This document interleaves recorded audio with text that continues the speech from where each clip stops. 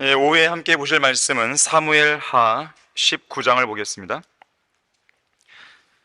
사무엘하 19장 33절에서 40절까지 말씀을 보도록 하겠습니다.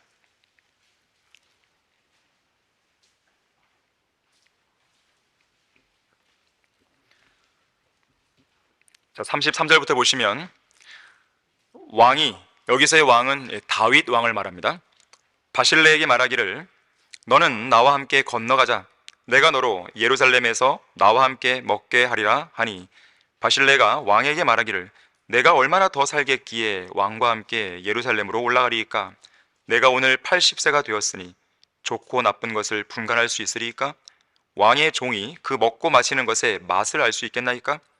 내가 노래하는 남자들과 여자들의 음성을 더 이상 알아들을 수 있겠나이까? 그런데 어찌하여 왕의 종이 내 주 왕께 오히려 짐이 되겠나이까?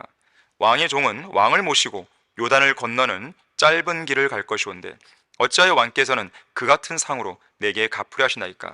내가 청하오니 왕의 종을 돌려보내시어 나로 내 고향 성읍에서 죽어 내 아버지와 어머니의 무덤 곁에 묻히게 하소서. 그러나 왕의 종 킴함을 보시고 그로 내 주 왕과 함께 건너가게 하시며 왕께 좋으실 대로 그에게 행하소서 한지라. 왕이 대답하기를 킴함이 나와 함께 건너가리라. 내게 좋을 대로 내가 그에게 행하리니 내가 나에게 구하는 것은 무엇이나 내가 너를 위하여 행하리라 하더라.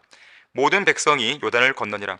왕이 건너가서 바실레에게 입맞추고 그를 축복하니 그가 자기 처소로 돌아가더라.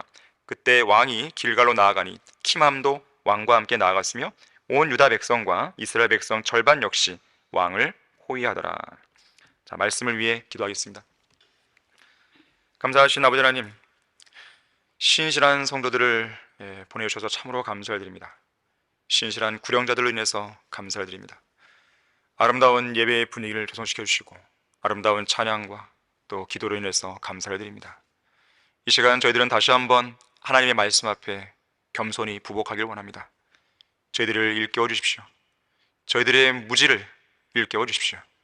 저희들에게 무언가를 알려주시고 무언가를 지시해 주시고 우리가 반드시 해야 될 어떤 일이 있다면 그것 또한 일깨워 주시기 원합니다. 우리의 마음이 하나님의 말씀 가운데로 열리게 해주시고 들을 수 있는 귀와 볼 수 있는 눈을 이 시간 허락해 주십시오. 이 시간 단 한 사람도 이 말씀을 통해 유익을 얻지 못하는 그런 사람이 없도록 주님께서 역사해 주십시오. 모든 마귀의 공격으로부터 보호해 주십시오. 주 예수 그리스도 이름으로 기도했습니다. 아멘. 자, 왕의 종 바실레, 바실레라는 이름이 나오죠. 왕의 종 바실레라는 제목으로 설교합니다. 자, 인생은 모두가 함께하는 여행이다 라는 말이 있습니다. 그래서 우리는 인생이라는 여행길을 걷다 보면 다양한 부류의 여러 동반자들을 만나게 됩니다. 우리가 인생 여정에서 만나는 사람들은 우연히 마주친 사람들이 아닙니다. 하나님께서 분명한 목적을 가지고 가장 적합한 시기에 가장 적합한 장소에서 섭리적인 역사 속에 만나게 해주신 사람들이에요. 그래서 사람들과의 만남은 소중한 것입니다. 그것이 성경대로 믿는 그리스도인들과의 만남이라면 더더욱 그렇습니다. 자, 하지만 인생 여정에서 만난 사람들이 언제나 우리 곁에 머물러 있는 것은 아니죠. 이것은 우리의 인생이 삶과 죽음으로 점철되어 있기 때문에 그렇습니다. 함께 사역하고 기쁨과 슬픔을 함께 나누었던 성도들이 언젠가는 우리 곁을 떠나게 되어 있고 또 이미 떠나버린 성도들도 있는 것이죠.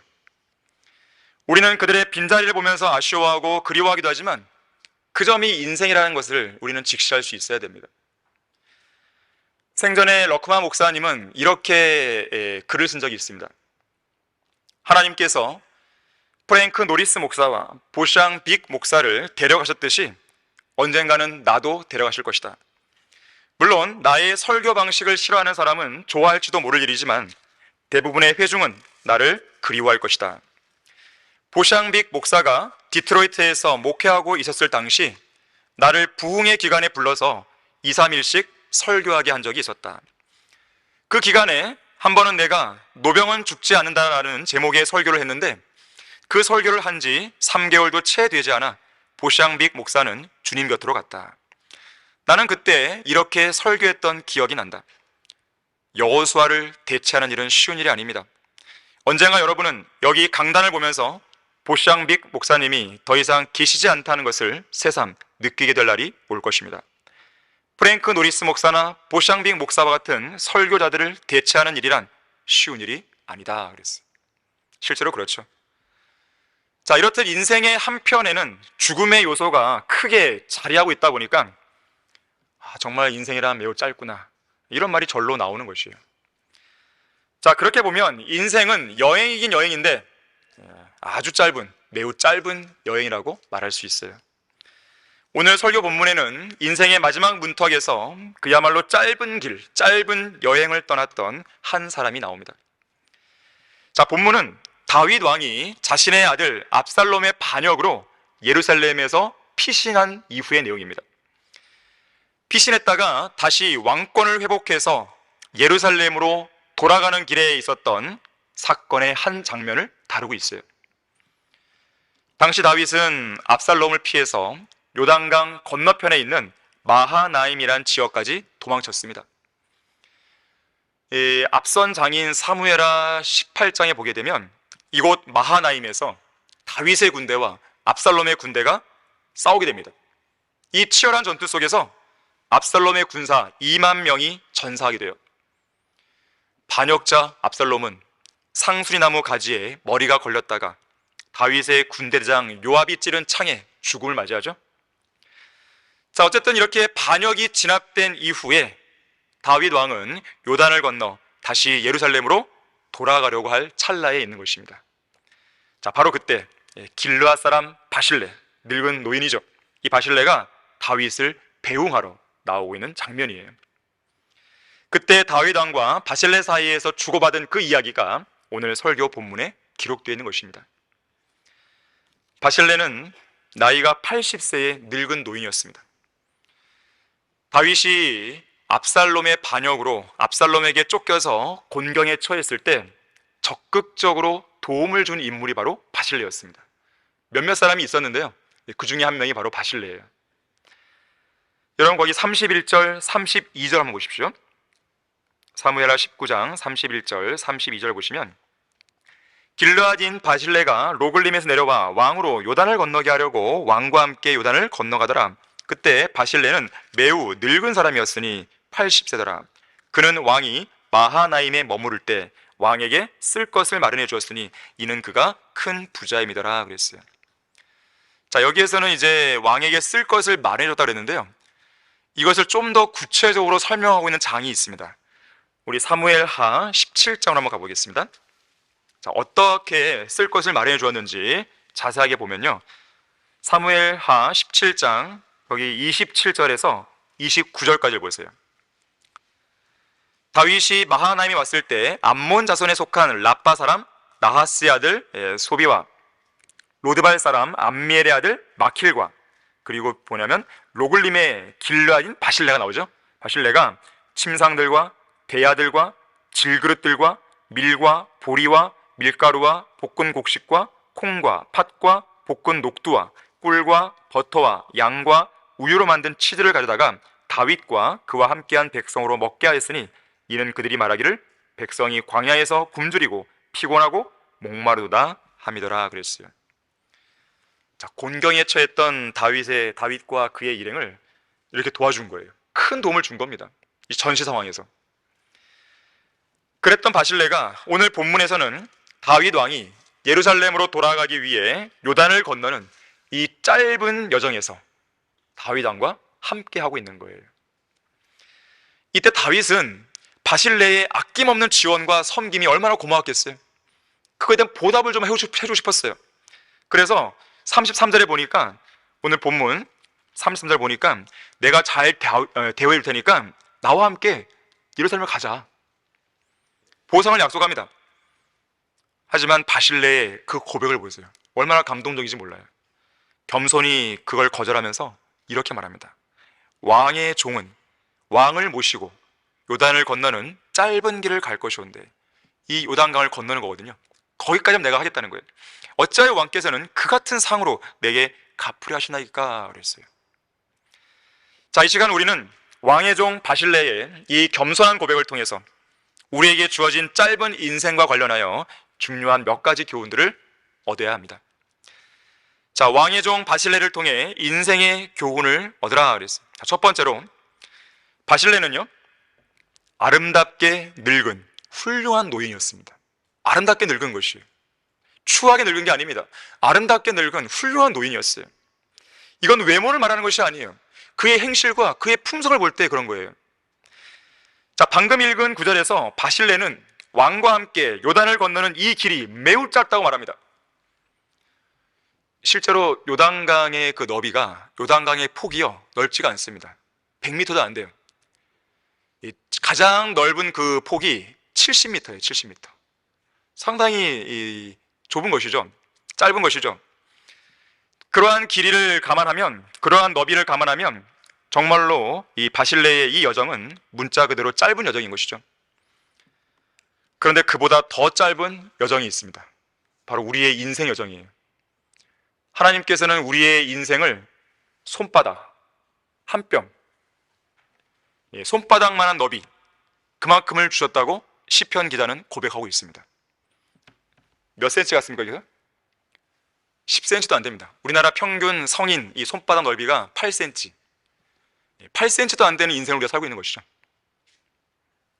짧기만 짧은 게 아니라 속도도 빨라서요, 금방 줄어들잖아요. 인생은 70이고 강건은 80이다. 10년에 1cm 주나요? 그런 것이죠. 아마 지금 어떤 분은 1cm도 안 남은 분도 있을 것이고, 어떤 분은 2cm. 사실 1cm나 8cm나 뭘 차이가 있겠습니까?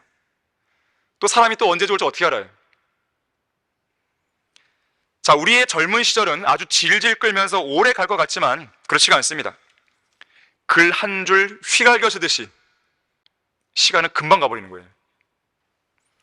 35절에서 바실레가 말했듯이 언젠가 우리 모두에게도 좋은 것과 나쁜 것을 분간할 수 없는 그런 때가 옵니다. 먹고 마시는 것에 맛도 알 수가 없어요. 노래하는 남자들과 여자들의 음성을 더 이상 알아들을 수도 없는 그런 시기가 옵니다. 반드시 오는 거죠. 머리카락은 희끗희끗해지고, 눈은 침침해지고, 입 주위와 눈 위에는 주름살이 생기고, 눈꺼풀은 점점 내려앉고, 살은 오그라들고. 그래서 세상에는 이런 말이 있습니다. 여자의 일생은 아름답게 화장하는데 여러 해를 빼앗기지만 이마에 1년의 계단이 생기는 것을 속일 수는 없다 그랬어요. 뭔가 공감이 되시는 겁니까? 아직 공감이 안 되신 분은 좀 인생을 덜 사신 거예요. 때로는 외로움이 밀려오고요, 그러한 외로움이 두렵기까지 합니다. 나이가 들게 되면.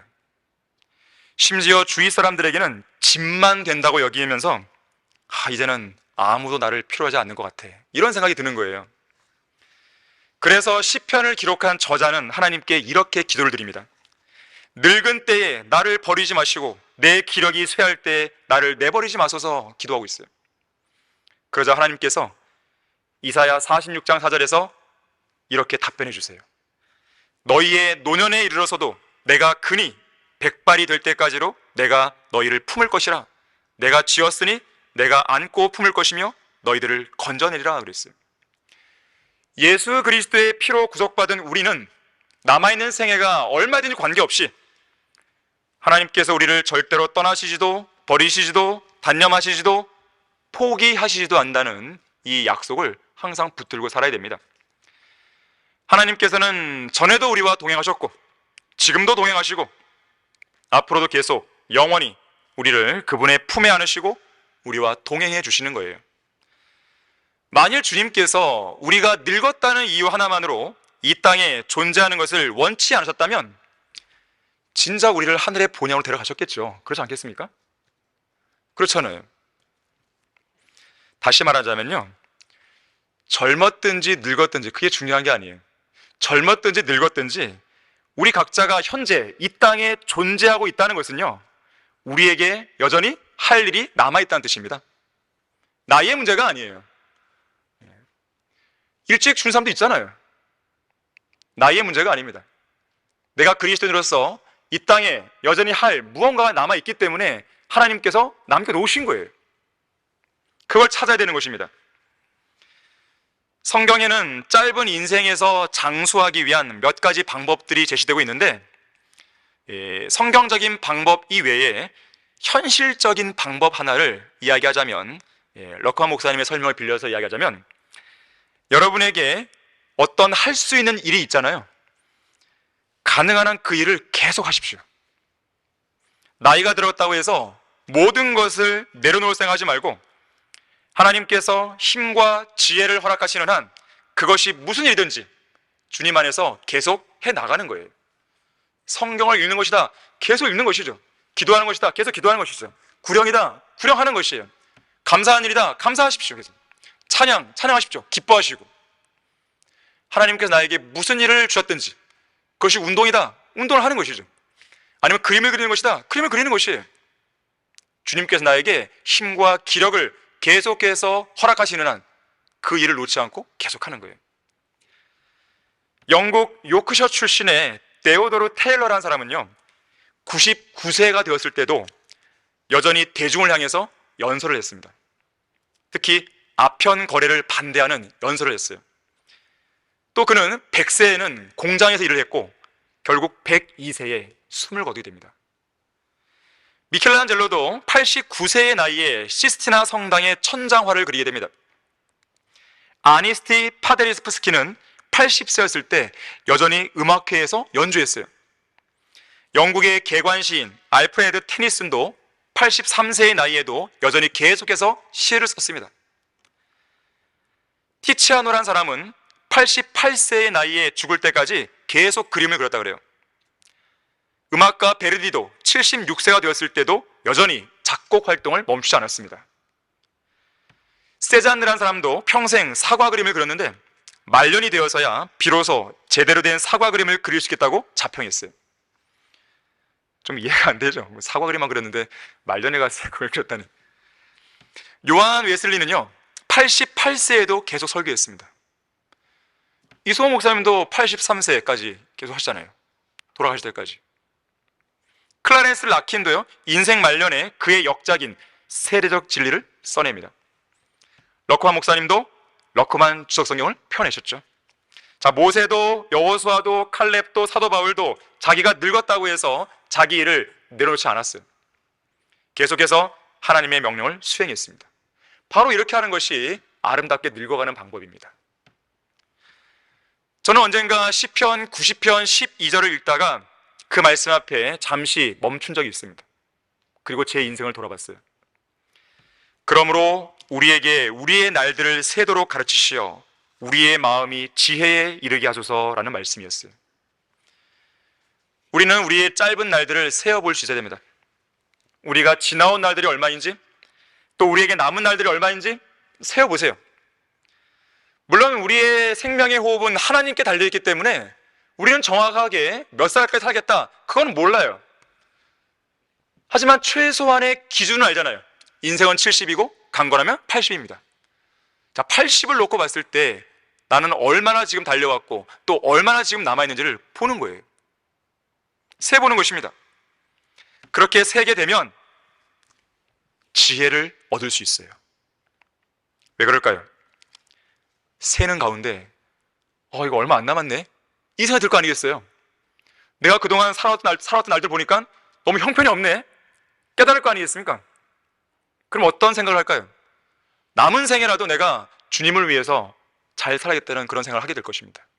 그리고 주님께 기도할 거예요. 하나님, 제가 어떻게 하길 원하십니까? 주님의 뜻을 보여주십시오.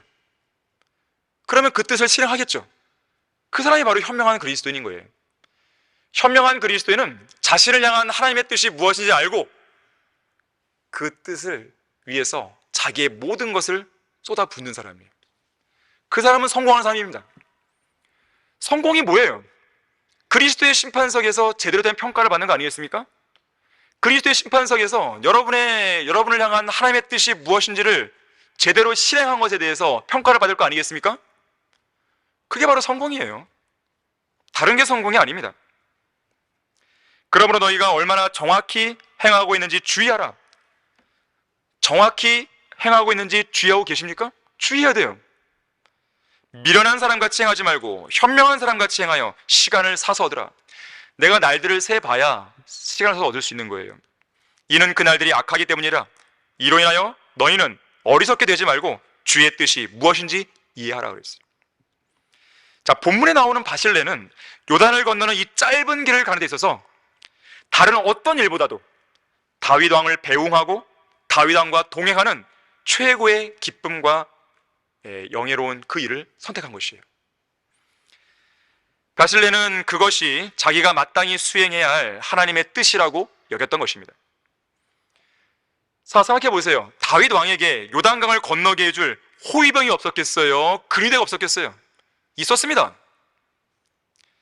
하지만 바실레는 자원해서 왕을 위해 자신이 할 수 있는 최선의 일을 신실하게 수행한 것입니다. 자, 인생이 길고 짧은 건 중요한 게 아니에요.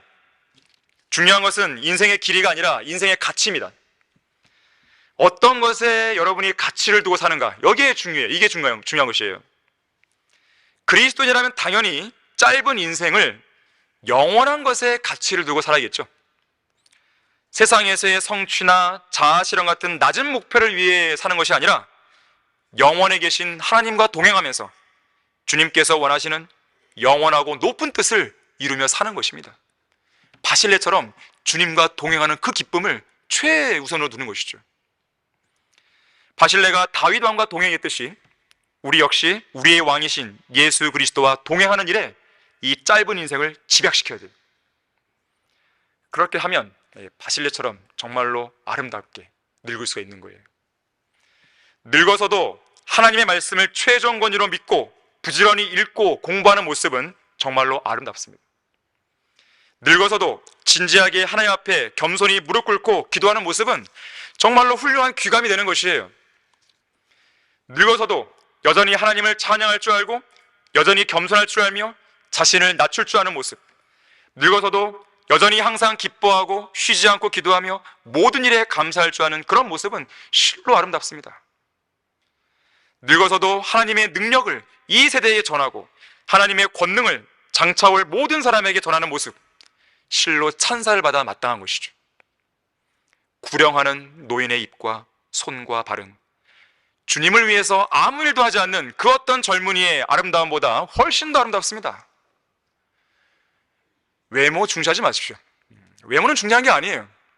정말로 그 사람이 성경대로 믿는 그리스도인답게 사느냐예요.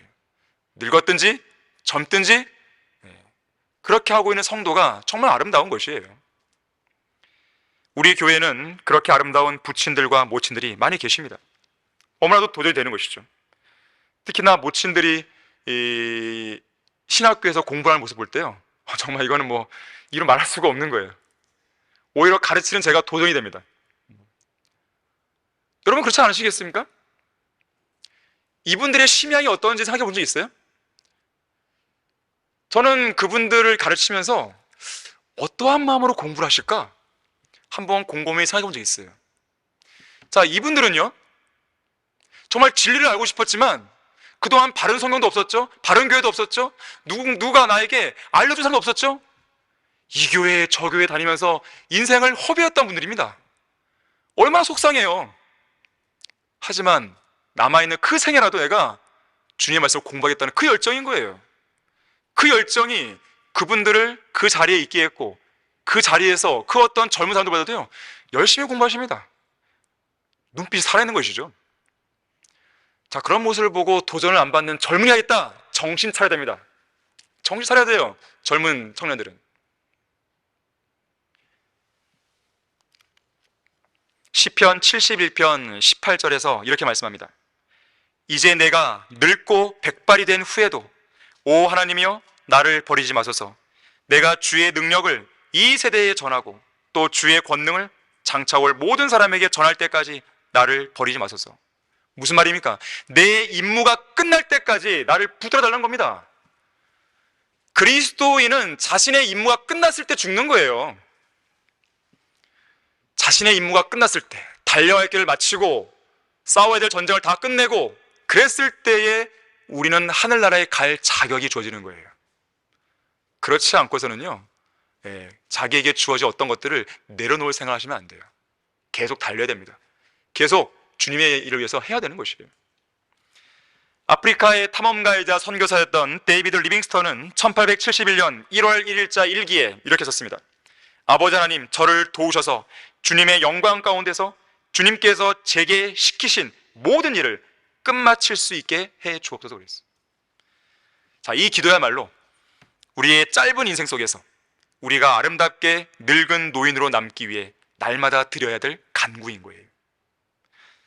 왕의 종 바실레를 통해 인생의 교훈을 얻어야 됩니다. 두 번째로, 짧은 여정에서 바실레가 보여준 섬김은 헌신적인 섬김이자 목숨을 건 섬김이었습니다. 자, 우선 본문 32절에서요, 마하나임에 있었던 다윗에게 바실레가 쓸 것을 마련해 주었다고 말씀하죠. 그러니까 음식이나 물, 생명을 건강하게 유지시켜 주는 데 필요한 것들을 헌신적으로 제공한 거예요. 우리가 아까 찾아봤지만 사무엘하 17장 28절 29절에서요, 바실레를 비롯한 다른 2명의 사람이 같이 제공했던 물품들을 보면 이런 것들이에요. 우선 침상들이에요. 침상들은 어떤 걸까요? 언제 쫓아올지 모르는 적들의 추격으로 심히 피곤하고 지쳐있는 다윗의 일행에게 그래도 조금이나마 쉴 수 있는 휴식처와 잠자리를 제공해 준 것이죠. 또 준 걸 보니까 대야가 뭔지 아십니까? 물을 담는 것이죠. 대야들 안에 담긴 이 물은 그들의 피로를 조금이나마 풀어줄 수 있는 발 씻을 물이 되어줬을 것이에요. 그뿐만 아니라 먹을 것과 마실 것들 줬습니다. 굶주리고 목말라하는 다윗의 일행에게 든든한 식량과 음료가 됐어요. 특히 이런 먹을 것과 마실 것은요, 일종의 군수 보급품이었어요. 왜요? 그 다음 장인 18장에 가게 되면 전면전이 벌어지거든요. 다윗의 군대가 압살롬의 군대와 싸우는 거예요. 그 전쟁에서 잘 싸우게 하기 위해서 음식을 제공해 준 거예요. 정말 필요한 물품이었죠. 전쟁에서 잘 싸우려면 휴식을 잘 취하고 잘 먹어야 됩니다. 군대대장 여호수아가 카나안 땅 정복 전쟁을 앞두고 백성들에게 내린 여러 가지 명령 중에서 한 가지가 뭐였냐면 식량을 준비하라 했어요. 식량을 준비하라. 그리스도인의 영적 전쟁도 마찬가지예요. 식량이 필요합니다. 이 식량은 말씀을 통해 공급되는 거죠. 말씀을 통해 나에게 주어지는 그 식량 복음로가 끊어지면 영적 전쟁에서 이길 수 없습니다. 계속해서 그것은 연결되어 있어야 돼요. 복음로가 끊어지면 안 돼요. 나폴레옹은 군대는 잘 먹어야 잘 싸운다고 그랬어요. 동서고금을 막론하고 대부분의 유능한 군대 대장들은 병사들의 배고픔을 해소하는 데 중점을 뒀습니다. 제가 중점을 두는 사역의 핵심이 뭔지 아십니까? 설교예요. 제가 여러분들을 만날 수 있는 시간은 오전 성경 공부하고 오전 예배, 오후 예배, 이 설교죠. 물론 개별적으로 상담을 하게 되면은 뭐 언제든 만날 수 있지만 전체적으로 만날 수 있는 이것이 전부죠, 거의. 여기서 저는 모든 승부를 내야 돼요. 제가 일일이 쫓아다니면서 다 가르칠 수는 없잖아요. 또 그렇다고 해서 다 뭐 연수원 다 오라고 할 수도 없고, 그건 어려운 일이죠. 그래서 제가 가장 중점을 두는 것은 바로 여기입니다. 이 강단입니다. 여기서 제가 여러분들에게 식량 보급을 주는 데서 실패하게 되면 이건 우리 교회의 치명적인 결과로 오게 될 것이에요. 그래서 여러분들은 저를 위해 기도하실 때 이 부분을 놓고 기도하셔야 돼요. 항상 좋은 설교 하시도록. 그래서 여러분들이 든든하게 먹을 수 있도록 그렇게 기도를 하셔야 됩니다. 자, 그런데 바실레가 이렇게 헌신적으로 제공한 이 보급품들을 잘 보면요, 전시 상황에서 준 거 아니겠습니까?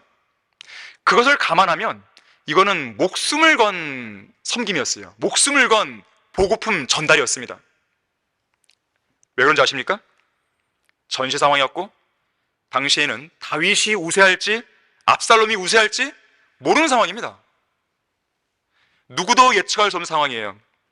오히려 압살롬의 상황이 더 유리해 보였죠. 만일 이 전쟁에서 압살롬이 이겼다면 어쩌면 바실레는 다윗 왕을 도와주었다는 그 이유로 죽게 되었을 것입니다. 실제로 그런 비슷한 사례가 성경에 나와요. 우리 다 같이 사무엘상으로 한번 가보겠습니다. 사무엘상 22장입니다. 사무엘상 22장 17절에서 19절 보시면요, 자, 여기서의 왕은 사울왕입니다. 사울왕. 왕이 자기를 애워싸고 서 있는 보병들에게 말하기를 돌이켜 주의 제사장들을 죽이라. 그들의 손도 다윗과 닿았고 그가 도망할 때 그들이 알고서도 내게 알려주지 아니하였음이라 하더라. 그러나 왕의 신하들은 그들의 손을 뻗쳐 주의 제사장들을 치는 것을 원치 아니하더라. 그러자 왕이 도액에게 말하기를 내가 돌이켜 제사장들을 처치하라 하니 에돔인 도액이 돌이켜 제사장들을 처치하여 그날에 세마포 에봇을 입은 85명을 죽이니라. 또 그가 제사장들의 성읍 놉을 칼로 쳤는데 남자와 여자 아이들과 젖먹이들 소와 나귀와 양들을 칼날로 치더라. 당시에 사울 왕은 제사장 아히멜렉이 다윗이 도망치는 것을 도왔다는 그 이유로 당사자인 아히멜렉뿐만 아니라 다른 85명의 제사장들을 다 죽인 거예요. 거기서 멈추지 않고 제사장들의 성읍까지 완전히 진멸시켜버리죠. 예전에 하나님께서 사울에게 아말렉을 진멸시켰잖아요. 근데 그때는 동물을 살려놨잖아요. 그런데 제사장들 죽인 거예요. 다 완전히 하나도 남김없이. 미친 거죠. 마귀 들린 것이죠, 사울이. 자, 이런 사실을 감안할 때 바실레가 다윗과 그의 신하들을 도왔던 그 행동은 어지간한 용기로는 결코 할 수 없는 섬김이었습니다. 보통 이런 전시 상황에서는 사람들이 눈치 보기 바쁘죠. 다윗 편에 설 것인가 아니면 압살롬의 줄에 설 것인가. 상황이 유리하게 돌아가는 편에 빌붙으면서 무슨 고위관직 한 자리 차지할 수 있지 않을까 하는 그런 생각으로 아부하는 등의 비겁한 행동을 보이는 것이 대부분의 모습입니다. 가타부타 결정하기가 쉽지 않은 것이죠. 자, 그런 자들에게는요, 하나님께서 보시기에 무엇이 옳고 그른가는 그들의 안중에 없는 거예요. 자신이 유익을 얻을 수만 있다면 불의와 반역으로 점철된 그 권력과도 타협할 준비가 되어 있는 사람들입니다. 하지만 바실레는 그런 모든 비겁한 행동들과 압살롬과의 불의한 타협을 다 뒤로하고 올바른 분별력과 결단력 있는 용기로 의로운 다윗을 적극적으로 도왔습니다. 바실레는 나이가 많아서 좋고 나쁜 것을 분별하지 못하고 먹고 마시는 것의 맛을 잘 모른다 하더라도 최소한 누가 하나님의 사람인지, 누가 하나님의 편에 서서 올바르게 행하고 있는지, 하나님께서 지키시고 돌보시는 사람이 누구인지에 대해서는 어느 누구보다도 올바른 영적 분별력을 갖추고 있었던 것입니다. 과연 어떤 교회가 하나님의 교회인지, 어떤 교회가 하나님의 편에서 사역을 하고 있는 것인지, 어떤 교회가 하나님께서 원하시는 열매들을 맺고 있는지, 자, 그것을 분별해낸 사람들이 바로 여러분들 아니겠어요? 여기에는 나이가 있든 나이가 젊든 이것이 옳구나라는 것을 분명하게 분별해낸 그러한 사람들이 온 것이 아니겠습니까? 바실레에게는 그런 분별력이 있었던 것이에요. 그뿐만 아니라 분별력만 있는 게 아니라 그에 따른, 분별력에 따른 용기 있는 결단도 겸비하고 있는 것이죠. 분별력은 있는데 행동으로 옮기지 않았어요. 그건 아무런 의미가 없죠. 누가 옳은지는 알겠는데 내가 이 교회에 나오고 싶지는 않아. 그건 옳은 것이 아니죠. 그건 올바른게 분별력 있게 행동한 게 아니죠. 사실 이 나라에는요, 한글 킹제임스를 쓰는 목사들이 있습니다. 몰래 쓰는 목사들이 있어요. 자기들만 써요. 우리가 펴내는 책들도 자기들만 봐요. 교인들에게 알려주는 순간 교인들이 다 떠날 것을 알기 때문에 그들의 하나님은 그들의 배예요. 배. 먹고 살기 바쁜 자들이에요. 그런 자들은 목사하면 안 됩니다. 절대로. 목사하면 안 돼요. 목사는 돈에 대해서 연연해서는 안 됩니다. 돈에 대해 연연하는 순간 돈 많은 그 사람들을 위해서 그 사람은, 그 목사는 사역하게 돼 있어요.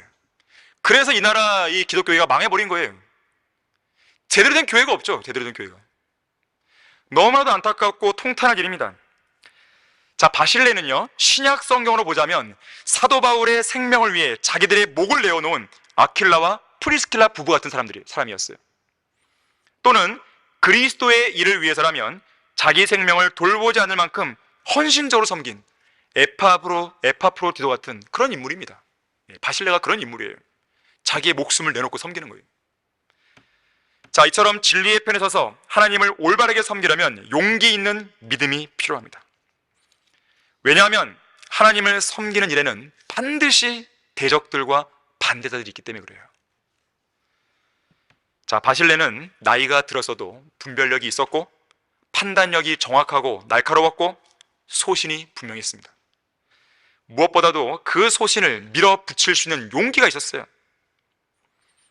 자, 그런데 재미있게도요, 이 바실레란 그 이름의 뜻이 뭔지 아십니까? 강철 같은 마음이에요. 이름값을 한 거죠, 정말. 하나님께서는 바실레와 같은 강철 같은 심장을 가진 용기 있는 성도를 찾습니다. 성도들의 용기 있는 결단과 섬김을 원하시는 거예요. 자, 두려움을 극복할 수 있는 용기는 어디서 나오는 것인가? 하나님을 두려워하지 나오는 거예요. 나에게 두려움을 주는 그 요소보다도 하나님을 더 두려워할 때 용기가 나오는 것입니다. 우리 교회가 이 땅에서 홀로 걷고 있는 이 믿음의 여정에도 용기 있는 믿음이 필요합니다. 하지만 그래도 감사한 것은요, 많은 성도들이 있는 거예요. 30년 전만 해도 이랬을 게 있겠습니까? 이소호 목사님은 얼마나 더 외로웠겠어요. 그 길이. 주님만 신뢰한 겁니다. 그렇게 믿음의 길을 지도해왔더니 하나, 둘 모여든 것이에요. 성경대로 믿는 그리스도인이 모여든 것이에요. 지금도 오고 있잖아요. 오늘도 방문했잖아요, 사람들이. 요즘에는요, 전에는 이제 방화동에 있을 때는 아무래도 서울이니까 이 서점에 오는 분들이 좀 있었거든요. 근데 고촌으로 이사 오면서 아무래도 뭐랄까요, 이제 딱 경계선에 약 넘어서니까 이 좀 거리가 있어서 잘 못 왔는데, 최근에는요 옵니다. 찾으러 오는 거예요. 이렇게 저렇게 듣고. 사역은 이런 것입니다. 우리는 뭐 막 100명, 200명 한 번에 몰려오고 막 그런 게 아니에요. 이소호 목사님 늘 말씀하셨듯이 그런 게 아닙니다. 그렇게 와서 다 쭉정이를 하면 어떡할 거예요? 그건 소용이 없는 거예요. 교회는 신실한 성도들이 인정받고, 신실한 성도들이 사역에 동참하고, 신실한 성도들이 이 자리를 메우고 또 사역을 섬기고 기도하고 그렇게 나가는 것이에요. 그랬을 때의 사역이 강성해지는 것이에요. 쭉정이들 100명, 1000명 와도 우리는 원하지 않아요. 우리는 사람을 모으기 위해서 사역하는 사람들이 아닙니다. 이 땅에 복음과 진리를 확산시키고 한글 킹제임 성경을 이 땅에 정착시키기 위해서 우리가 사역을 하는 거예요. 여러분들도 그것을 잘 알고 계셔야 됩니다. 또 그것을 위해 기도하셔야 되는 거예요. 자, 그렇기 때문에 이러한 믿음의 여정에도 용기 있는 믿음이 필요합니다. 올바른 영적 분별력이 필요합니다. 항상 우리는 의인의 길과 죄인의 길, 주의 길과 악한 자의 길, 이 두 개의 길 사이에서 하나를 선택하라는 그런 요구를 받게 돼요. 여호수아도 하나님과 이방신들 사이에서 너희가 택하라 그랬어요. 엘리야도 하나님과 바알 사이에서 선택하라 그랬어요. 의인의 길인가? 죄인의 길인가? 주의 길인가? 악한 자의 길인가? 생명의 길인가? 죽음의 길인가? 우리가 취해야 할 답은 너무나 분명하죠. 그런데 그것은 말로만 해서는 안 됩니다.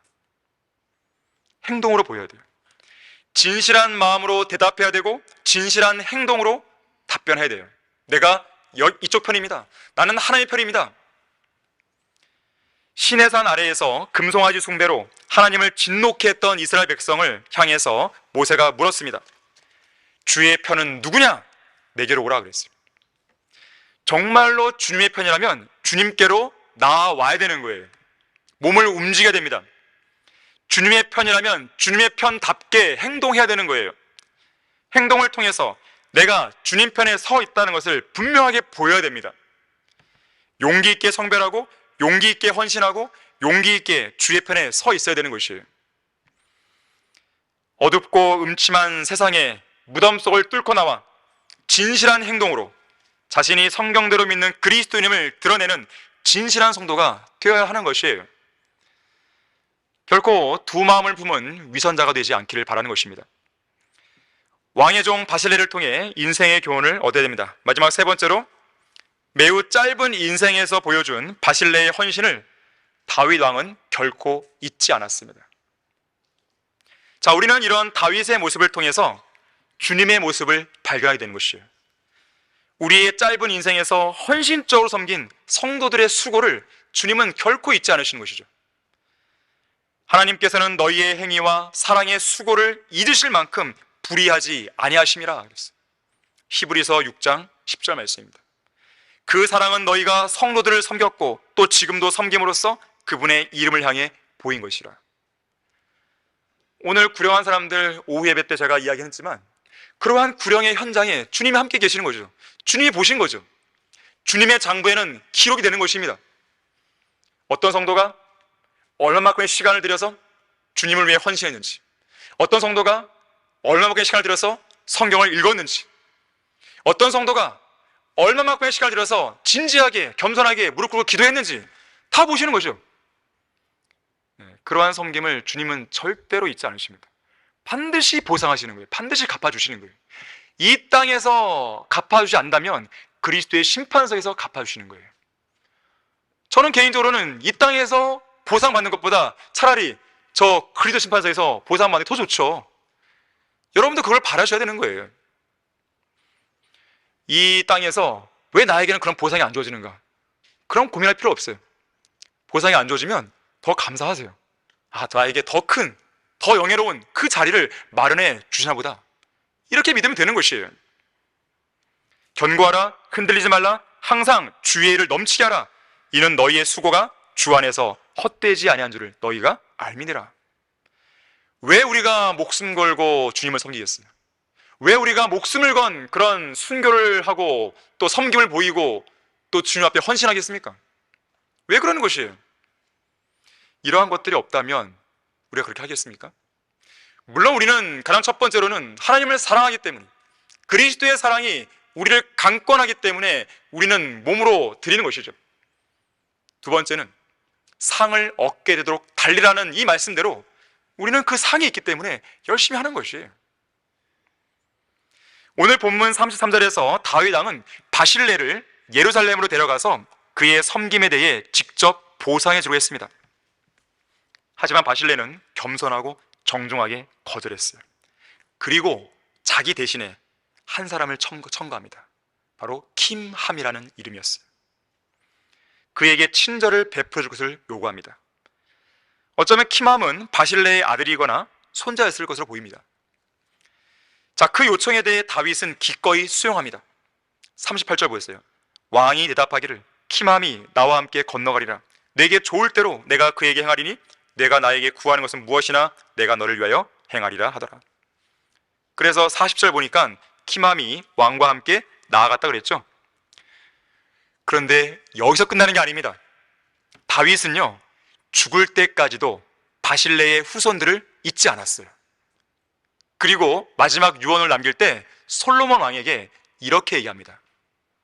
열왕기상 2장 7절을 보니까 길르앗인 바실레의 아들들에게는 친절을 베풀어 그들로 내 식탁에서 먹는 자들 중에 있게 하라.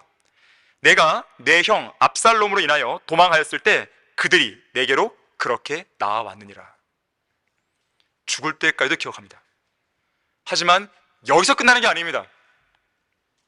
여기까지만 보면요, 다윗 왕이 킴함과 바실레의 후손들에게 왕의 식탁에서 먹을 자리를 마련해주고 또 솔로몬에게는 그들을 돌봐주라고 권면하는 것, 그것만큼밖에는 안 보여요. 그 이상 다른 것은 안 해준 것 같은 느낌이 듭니다. 하지만 바실레의 섬김을 생각하면요, 목숨을 건 거 아니겠어요? 그거에 비하면 식탁에서 빵 먹게 해주고 그냥 돌봐주는 것, 좀 별로 이렇게 큰 보상이 아닌 것 같아요. 자, 그렇게 생각하는 사람은 성경을 아직 덜 읽은 사람입니다. 우리는 예레미야 41장에서요, 이 보상과 관련해서 아주 놀라운 사실 한 가지를 발견하게 돼요. 예레미야 41장 17절 한번 보겠습니다.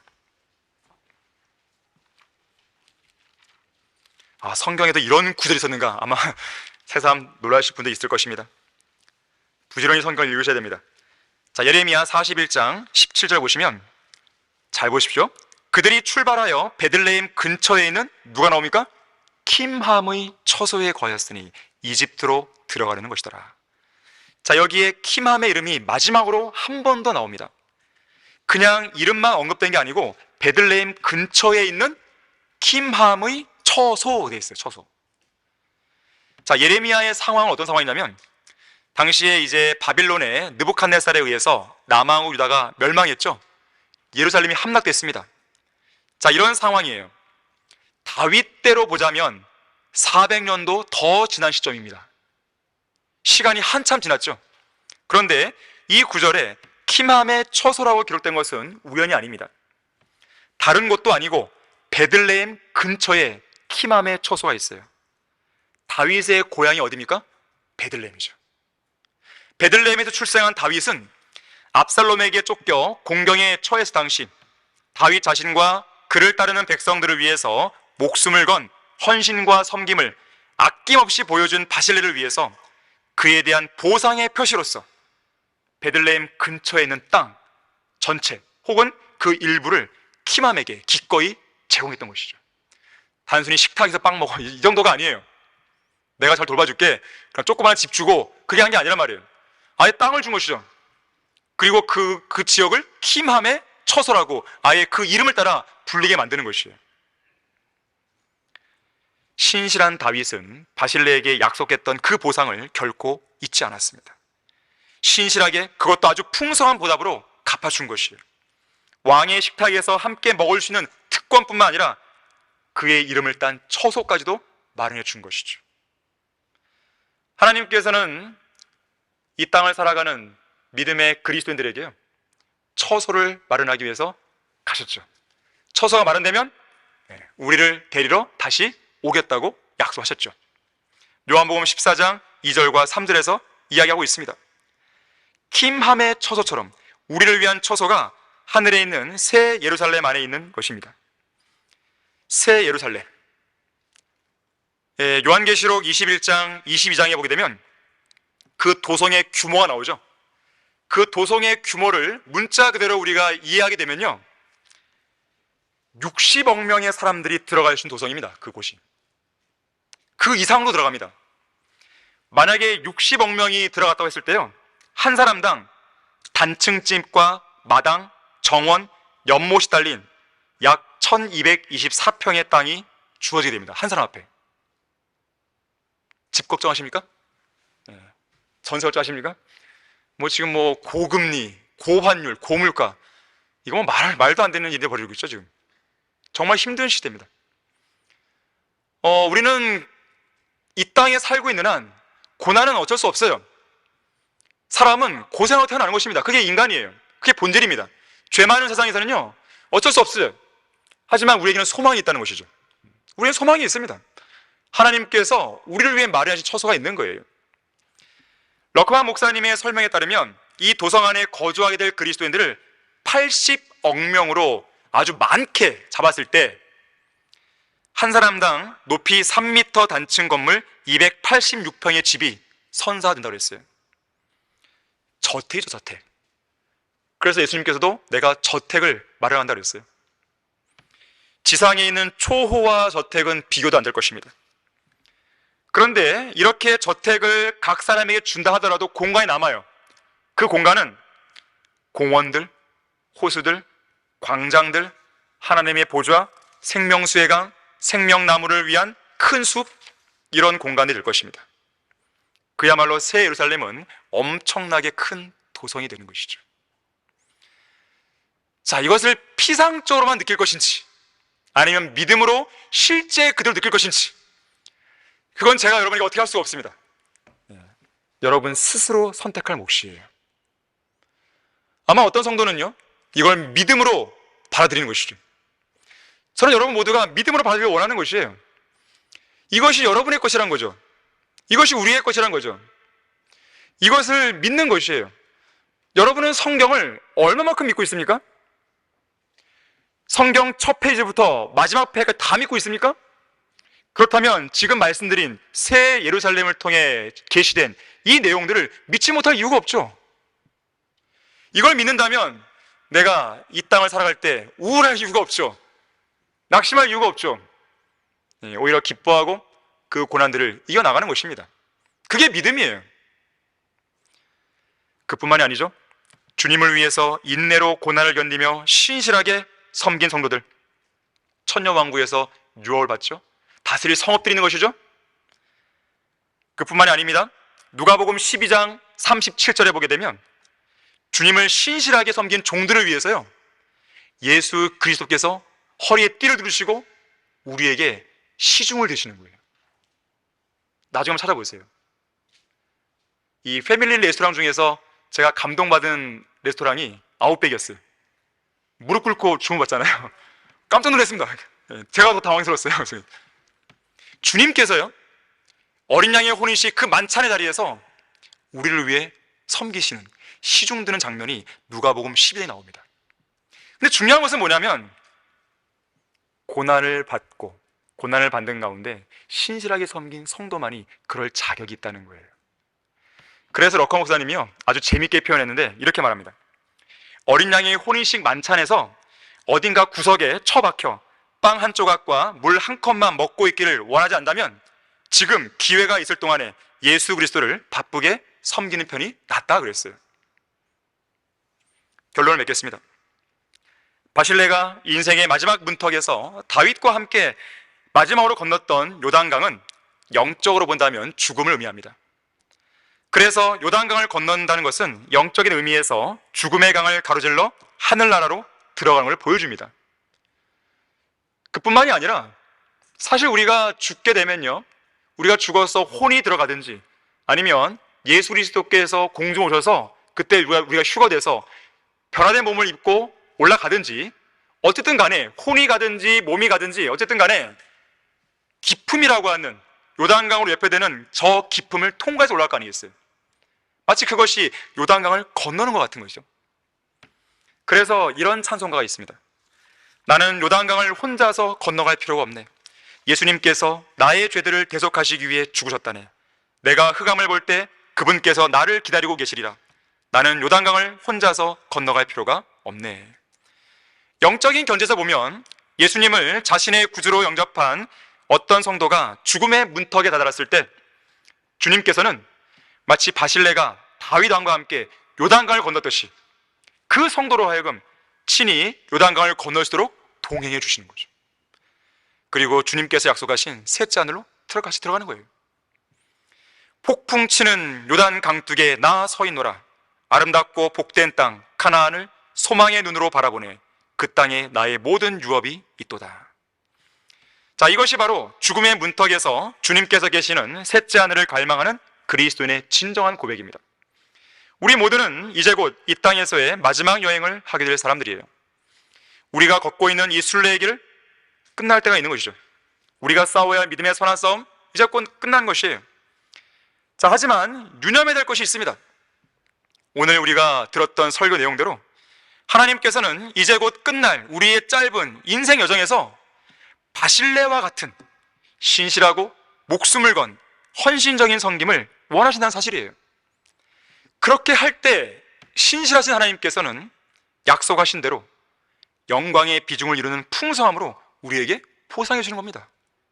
그렇게 보상받을 때 우리는 뭐라고 고백할까요? 오늘 바실레가 고백한 그 고백이에요. 왕의 종은 왕을 모시고 요단을 건너는 짧은 길을 갈 것이온데 어찌하여 왕께서는 그 같은 상으로 내게 갚으라시나이까? 저는 무익한 종입니다. 여러분 모두가 그러한 고백에 걸맞는 신실한 그리스도인으로 발견되기를 바랍니다. 다 같이 기도하겠습니다. 감사하신 아버지 하나님, 저희들이 과연 무엇이 간데 이런 풍성한 은혜와 또 풍성한 말씀을 들을 수 있는 기회를 허락하신 것입니까? 우리는 이러한 은혜를 받기 위해서 무언가를 한 사람들이 아닙니다. 오히려 그 반대로 죄만 짓고 살았고 또 쓸데없는 데 시간을 낭비하고 살았을 뿐입니다. 하지만 주님께서는 예수 그리스도의 보혈을 통해서 우리를 구속해 주셨고 또 바른 성경을 알게 하심으로써, 바른 교회를 알게 하심으로써 성경대로 믿는 사람들의 이 소중한 은혜로운 대열에 서게 하셨습니다. 이제는 남은 생애를 우리가 어떻게 될 것인지 이제는 그걸 결정해야 됩니다.